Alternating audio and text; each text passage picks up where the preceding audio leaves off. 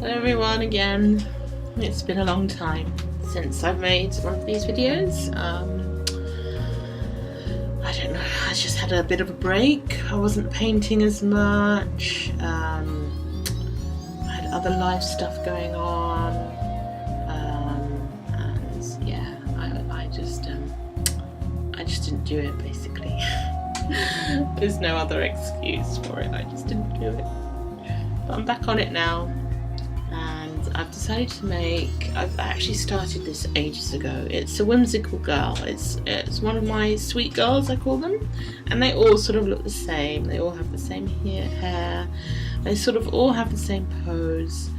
Although I want to change that up a bit soon because, I don't want them all to stand in the same way, for example. So, just sort of made the background. This is very sped up. I hope it's not distracting, but yeah, so I sort of skipped recording a bit there. So I was doing the face and then blending the face, and then now it looks as if I'm quite far ahead in creating her. But it's not that far ahead because this video is like really long. I'm going to shorten it a bit. Anyway, so yeah, so I decided to make another little girl, a sweet girl I call them, or cute girl, but sweet girl's better I think. And yeah, so hopefully you'll like it, and I'll try not to talk throughout the whole thing if I can possibly help that, because yeah, I do tend to, if I have the opportunity to talk, I will talk. So I'll tell you a bit about what I'm doing. I'm just blending. I'm just adding some darker shades, some mid-tones.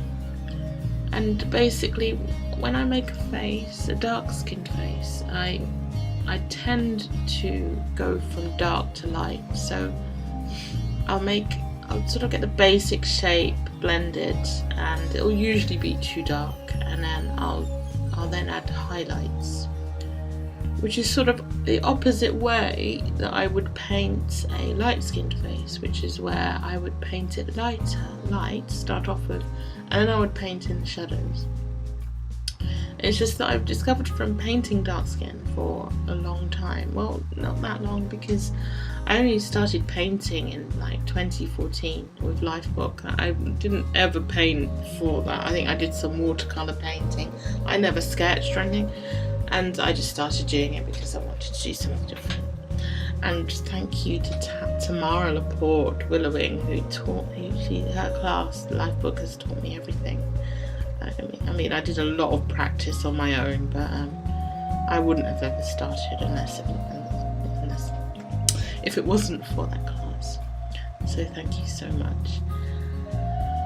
So yeah, painting dark skin, what I discovered just looking at dark skin and trying to paint it all the time is that it's highly reflective.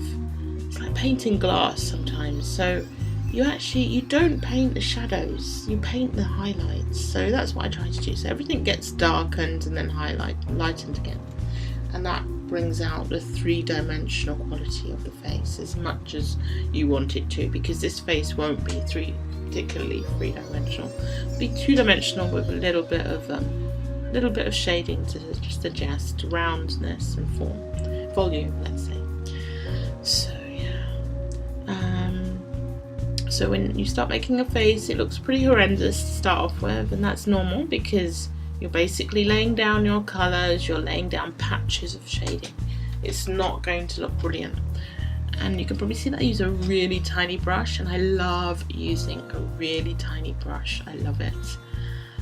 But using a really tiny brush, it takes longer, and you have to paint in a certain way, the way that I like, so that's fine with me. But most of the people would usually start with a large brush, and then as they do more detail work, they'll go to get the brush will become smaller and smaller. But I like to paint by, I feel it's more like I'm just pushing the paint around. I'm not actually brushing the paint, I'm pushing it around. And I use tiny amounts of paint little drops of paint. As you can see, it's highly pigmented because it's golden fluid acrylics, and I love golden fluid acrylics. It's the best paint ever. I just actually threw away a load of cheap paint because I tried to use it for something, and you'll see me using it actually on the bird, and it was disgusting, and it kind of ruins the painting and the painting experience for me. Because what you'll find with cheap paints is that they're full of fillers and they're not highly pigmented. You get some on the brush and it doesn't go anywhere. It sticks to the brush. What do they say? Claggy. It's claggy. And then you'll find it's not highly pigmented, so the picture you think you're painting looks flat and not unvibrant, dull, let's say, all sorts of things. So if you can afford it, and the thing is you can afford it because golden fluid acrylics, they come in those tiny little bottles. Those bottles are about 3 inches tall, and they've lasted me 2 years, 2 years or more. Because the paint is so highly pigmented, you only need a little amount. You need a drop. You use drops at a time. So yeah, and they range from about £3 to £5 per bottle. So just if you slowly build up your collection, I started with maybe a set of 6 or something, and I've built it up over time because you'll always want more. That's the thing. It's art and craft supplies. You always want more. But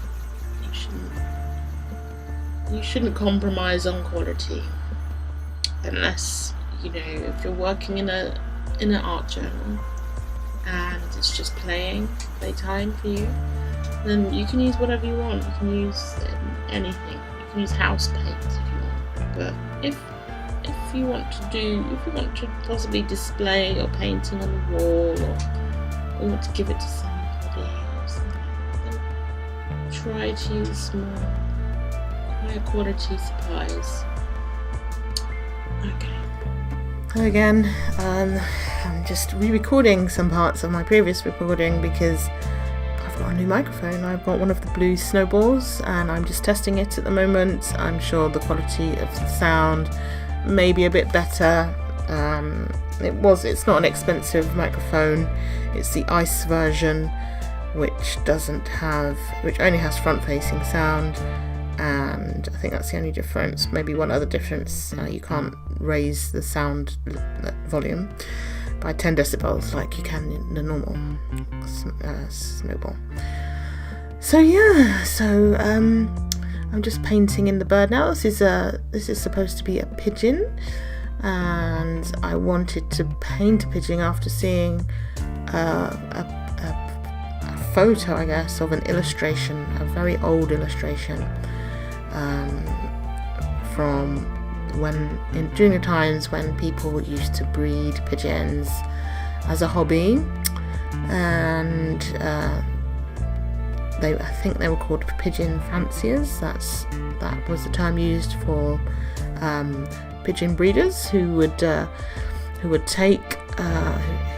look for, I guess they're called not mutations. They're similar to mutations, but I think they call them sports, whereby there may be one bird out of a clutch of babies that looks very different to the other birds, and they'll take that bird and they'll breed it and try to enhance the differences in it.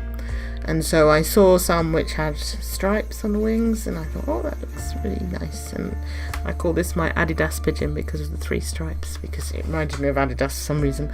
And I thought, oh, I just have to paint that in a whimsical way. And yeah, so this is my sweet girl with Adidas pigeon painting, whimsical painting. So I just wanted to makes a lace at the bottom, as you just saw on the dress. I was trying to sort of give a suggestion of lace, and now I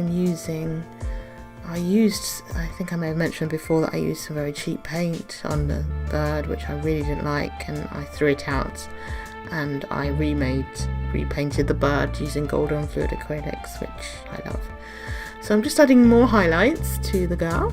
I love doing this. I love creating faces with lots of volume, although this whimsical girls don't tend to have as much volume as more realistic paintings of faces I do. So I'm not sure if I already mentioned this, but painting dark skin, I paint it in the sort of opposite way to painting light skin, in that once you've laid down your basic colours, I personally paint highlights. I don't paint shadows. With light skin, I personally paint shadows. I'm pretty sure other people do as well, but maybe not. But you create the face by painting in the shadows and then adding highlights, and painting dark skin is the opposite, because I'm not sure if I don't know what I recorded earlier, but dark skin is like glass. It's quite highly reflective, and so the highlights bring out the features in the face as any reflective surface does. So yeah, I mean, you do get matte dark skin as well, and that's painted differently again, but most dark skin is sort of, I would say, more of African origin than of Asian origin, is shinier, let's say. That's just my observation. So yeah. So yes, I'm just painting in those highlights now, and using a very small brush, as you can see, because I enjoy that. I enjoy painting with a small brush and basically pushing the paint around rather than painting with a brush. I sort of just use tiny amounts of paint and push them around, and yeah, I find that really a nice way to paint, an enjoyable way to paint. It takes a long time because obviously using a small brush is time consuming, but you can do lots of fine details and capture I like to create an essence of a person in a face using just fine details. So that's what I'm doing now. And yeah, so this painting was made, I made this painting after a long break from painting, as I mentioned before, and it took me a while to get back into it, but I must say I'm fully in the swing of painting again now. I'm working on about 4 different paintings at the same time at the moment. It's really enjoyable, and also bought some new paints from Golden Fluid Acrylics. I'm testing out some other paints as well at the moment, namely what's it called again? Fresco finish, which I have quite a lot of at the moment. They're very matte and very opaque paints, although they do a transparent range as well. But what I'm testing at the moment is, because they're so matte and quite absorbent, yet they are still acrylic paints, I'm testing to see how suitable they are for painting watercolour over. Because I'm doing a lot of watercolour at the moment, and I like to mix my watercolour with acrylic paint, but if it's too plastically and glossy, the watercolour basically slips off it.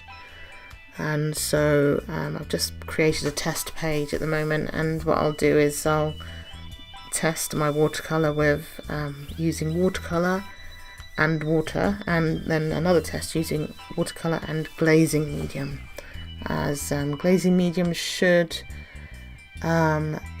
help the watercolour to spread over a gloss surface more easily, because of the properties of the glazing medium. So I'll do that test, and I might write about it on my blog or make a video. In fact, maybe I'll make a video, see how that goes.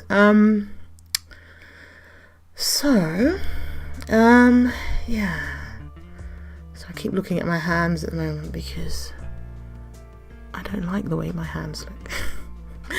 So yeah, never mind.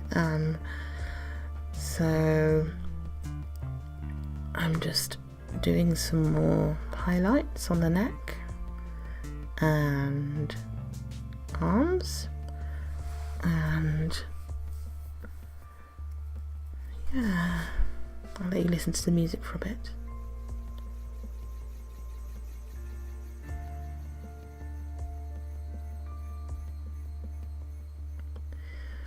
So I'm just doing the highlights around the eyes now, and I like to put a lot of highlight here, especially underneath the eyebrows, as it really helps to define them and focus your attention towards the eye area. I don't know what the term is, but if you put a lot of contrast in an area of a painting, the eye is drawn to that area more. So with the dark eyebrows and the light highlights underneath them, the eye will be drawn into that area more so than other areas. I'm just adding, what I do is I add blood to my pictures. So if you use the colours I use for skin tones, they're not very red at all, they're beige, and in order for a face to look more realistic, you need to put some blood in it. So I use some very watered down acrylic paint. It's some kind of Ultrazones Crimson or something like that. Very watered down. I should use glazing medium. For that, I've only recently got some glazing medium, so now I've got it. I'll be using that in future, because when you water down acrylic too much, it just doesn't want to go in the area that you want it to. So I initially start with a watered down version of watered down acrylic, and then towards the end I'll use a pastel pencil, absolutely gorgeous pastel pencil, which I'll show you towards the end. So she's looking much better now. I don't know how long I spent looking at this painting in its early stages, thinking I really hate this painting. I really don't want to work on it, because there was nothing. It just looked flat. It looked flat, and you should never judge a painting by how it looks at the beginning, because it's going to look terrible. It's only when you start making it look like it has a life in it that you're going to start thinking, oh, actually, it doesn't look too bad. I mean, look at the bird compared to the face. The bird looks flat. It looks terrible, and I wouldn't particularly want to work on that bird. It wouldn't inspire me. So, but you have to get through that phase and just keep adding paint, add shading, make it look more three-dimensional, add your highlights, add some details, and slowly but surely you will grow to love what you're painting. Or I do personally. Decided to give her pink eyes initially because I love that look. It was kind of inspired by, you don't even want to know, but yeah, pink eyes. So it was just something else. It was inspired by something else. Okay, so I kind of messed up her mouth, and then I left it a bit. So because I didn't mind how it looked, I thought it looked kind of realistic, a little bit. Maybe it's not realistic, but I kind of liked that look.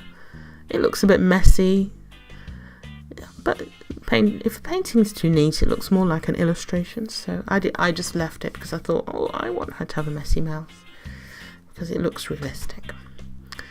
So just adding more highlights around the mouth area, and she's looking really gorgeous now. And now I'm going back over the Dovecote house, which I originally painted using cheap paint, which I threw out, and now I'm using gorgeous golden fluid acrylics. And it will take a long time for me to correct my mistake of using the bad paint, because yeah, when you paint over cheap paint, sometimes it lifts, sometimes you just can't cover it up, sometimes it's awful. Anyway, so don't use it. Use something nice.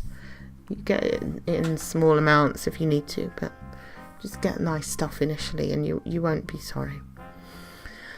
So I'm just using some, what colour is that? Yellow ochre to add some depth to her headscarf, and I decided to put some stripes in to give it a bit more of an interest, and yeah, to help sort of guide the eyes up a bit, because that adds contrast as well with the dark and light striping. So yeah, and I think I made it more yellow afterwards because I wanted it to be a bit brighter, so I added process yellow. I have 3 process colours, yellow, magenta and cyan, and they're all transparent, and basically I use them to make other paints more yellow, more reddy, magenta, pinky, let's say, or more blue. That's what they're there for, and they're brilliant. So process colours are similar to primary colours, but they're more used in the print industry, I think. But if you can get hold of some, they're well worth it, because they're just pure colour. And apparently you can use them to make any other colour, but I think it'll be very hard in some instances. So I'm going over the bird. I'm lightening up the bird a bit because I thought it was too dark. And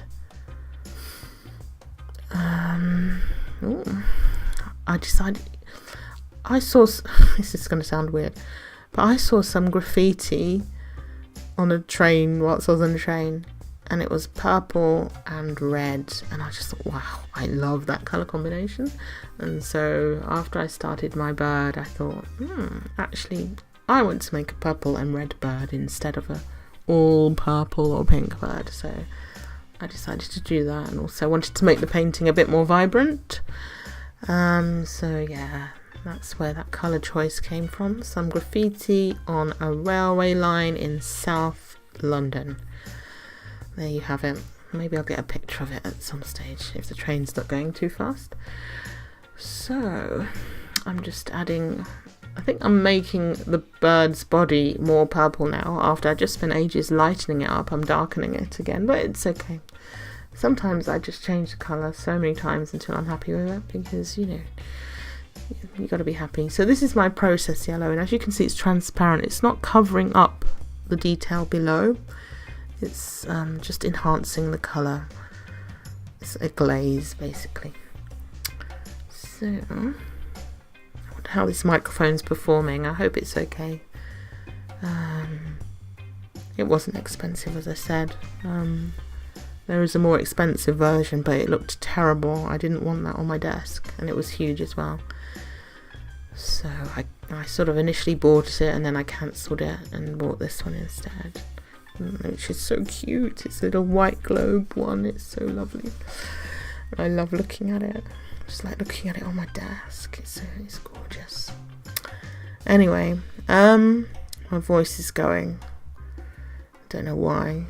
I think I had a bit of a cold. I had a busy weekend. I went to a reunion in Blackheath with, actually, the people there were in the air above me. I just went because my sister was there and my friend was there, one of my best friends from school. So, and I was out late, and it was cold and it was raining, and I think I got a cold from that. And then I went for a long walk on the day after or something, like a 3-hour walk, and I don't know, I think I just got ill after that. Not very ill, mildly ill, but my throat is a bit cracky, that's all.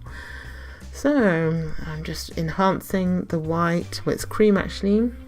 I use Titan Buff because I didn't want it to be harsh white. I don't like too much harsh milky white in my painting. So see, I'm lightening up the bird again after darkening it and lightening it and darkening it. So lightening the purple around the heart as well. So I'm going to try to talk throughout the entirety of this video, and it's quite long. It's like 30 minutes. Where are we at now? 25 minutes. It's 36 minutes long, but I think it's okay. I haven't done a voiceover for ages. I haven't made an art video for ages either, so you can have a lot of me. If it's too long, if you prefer to just have music, then let me know, because personally I don't like listening to my voice when I play back my videos. I prefer to just have music because it's so relaxing watching someone paint. Just put it on and just sit back and relax with some relaxing music, and that's all you need really. So I'll shut up if anyone needs me to in subsequent videos, not for this one. So I decided I wanted some purple as shading on my dovecote house, so I added some lilac.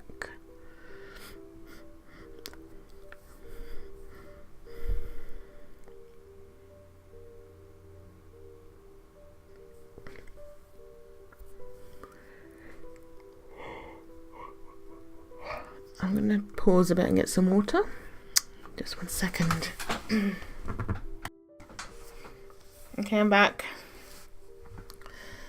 Took a bit longer. I was checking the work that my decorator did. I had a decorator in.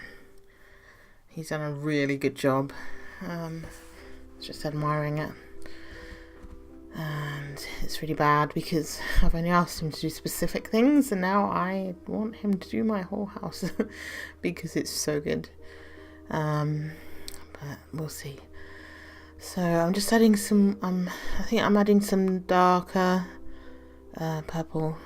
Oh, and I'm going over some of my shading just to blend it in a bit.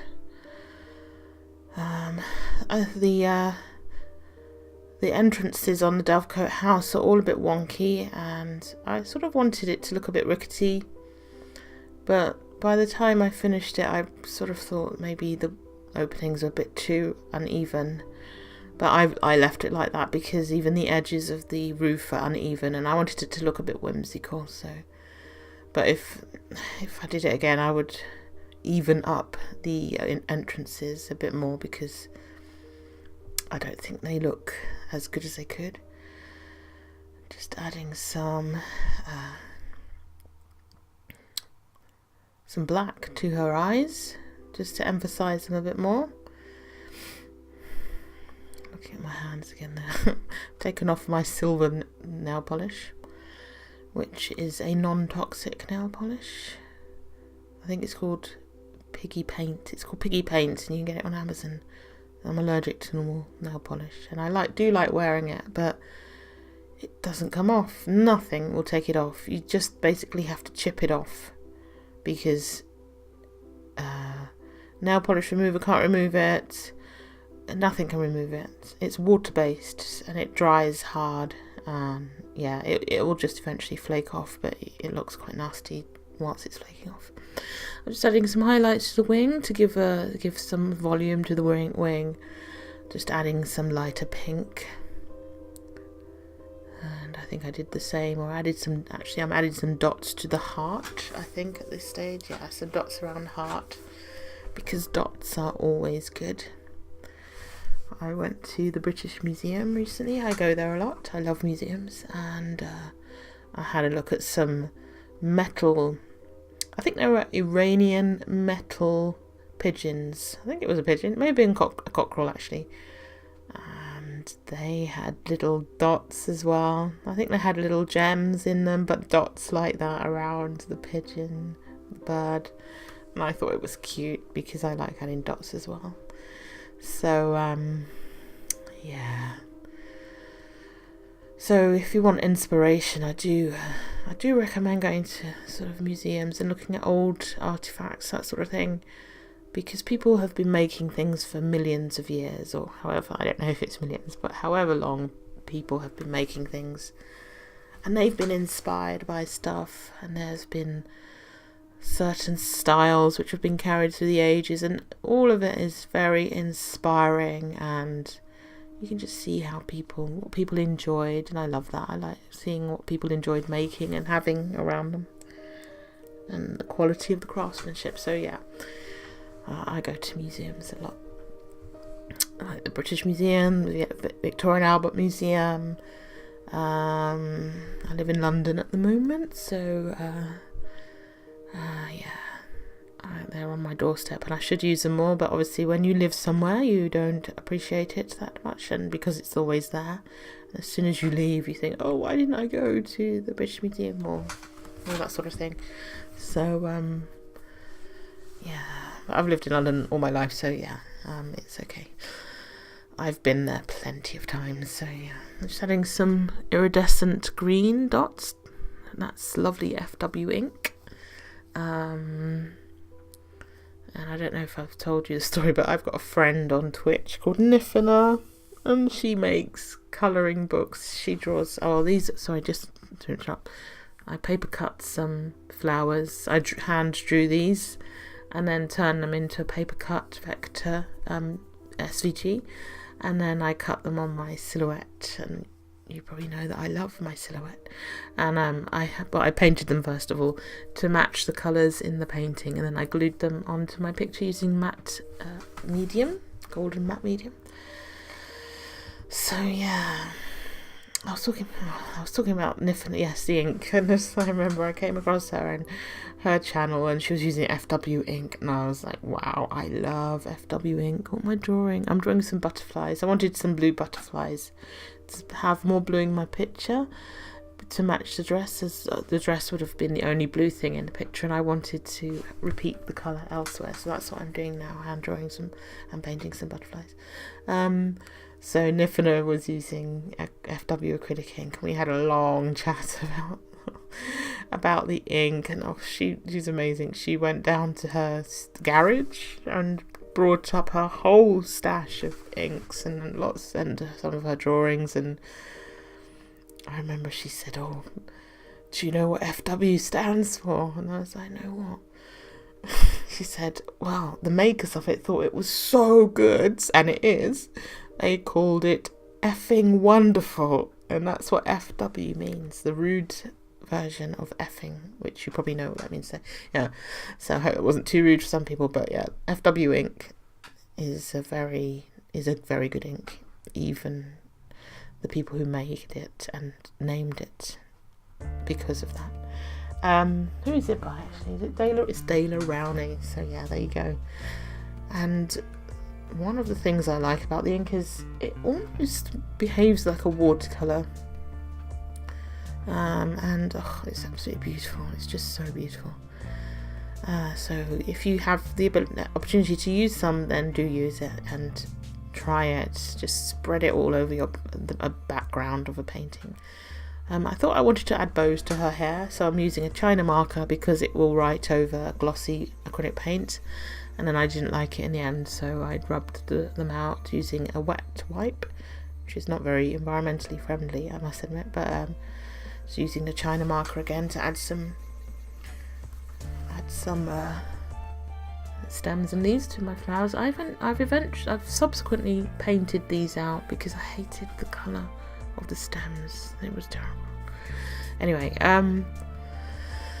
so what was I saying? I added some dots, and I'm just doing my butterflies as best I can because I've never drawn butterflies like this before, so I was just going with the flow, and they were alright. They were just they're not perfectly drawn.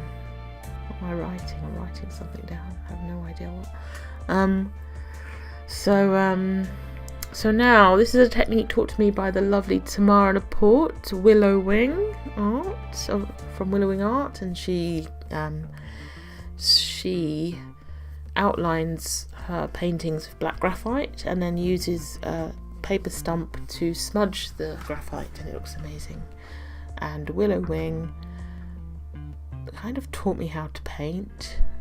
I haven't been painting long, and her class, which is called Life Book, I started it in 2014 and never painted before, I did some watercolour painting, I never sketched, never drew anything before, and having done that class I did it in 2014, 2015, skipped 2016, which was a mistake. I should never have taken a year out, and I'm doing it this year, albeit slowly because I'm in the middle of so many different other things at the moment, life-wise, so job-wise and housing, I might be moving, that sort of thing, and various other things. So I haven't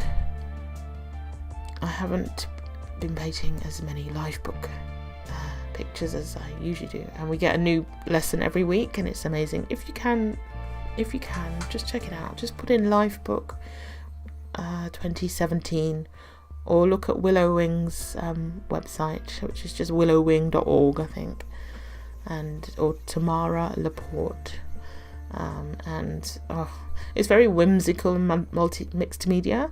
But if you've never painted before, or you just want to do some fun stuff, I highly recommend it as a course. And it's an online course. You get a new lesson every week in your mailbox, and all the videos are on Vimeo, that sort of thing, and yeah, it's brilliant. there's a Facebook group where we all discuss our paintings, we don't discuss them, we just look at them when we've completed them. I'm just doing the border now, just to cover up some of the white in the edges, which didn't already have paint. I think I'm using my favourite colour here, which is the violet. Is it quinacridone violet? Something like that. Yeah, it's the most beautiful colour. Golden paint. Oh, it's beautiful. And I've just lightened it with some white, and I'm just making a mid-tone, quite a light mid-tone. Oh, adding some highlights to my birdie and butterflies. So yeah, painting's nearly finished now. It might be finished. Yeah, it's finished. Thanks for watching. Take care. Bye bye.